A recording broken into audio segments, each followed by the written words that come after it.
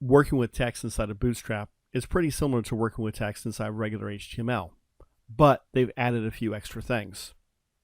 So here I have a basic HTML5 template with only the Bootstrap CSS because we don't need the JavaScript in this example. I'm going to create an H1 tag. Sometimes I want to have larger text that looks like an H1 or H2 tag. However, I don't need to create a header tag because it's not affecting my hierarchy of my text and the organization of my text, but I just want to make it stand out more.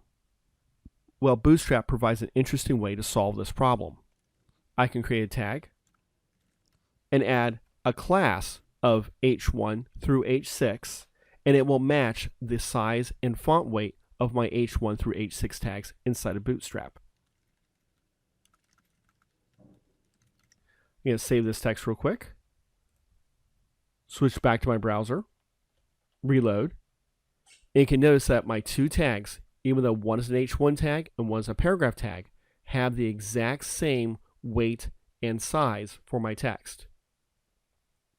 Additionally, I can do this inside of a span, inside of a paragraph if I wanted to.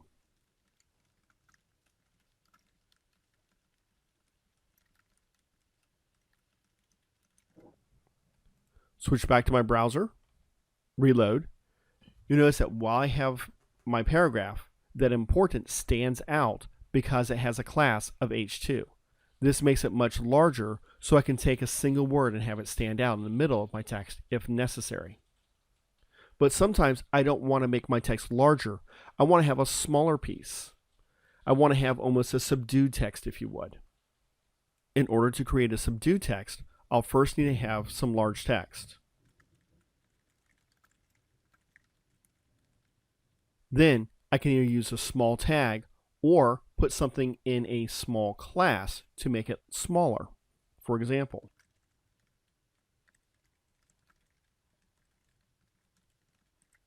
come back to my browser, reload, and notice that here I have my H1 large important text, but then I have my subdued text, which is both lighter and smaller.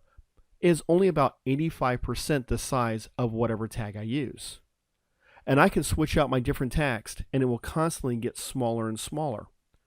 Now, if I need to have that fine print at the bottom of my page, I can either use a small tag or I can use the small class and apply it to a paragraph and create that slightly smaller text than what you would normally expect.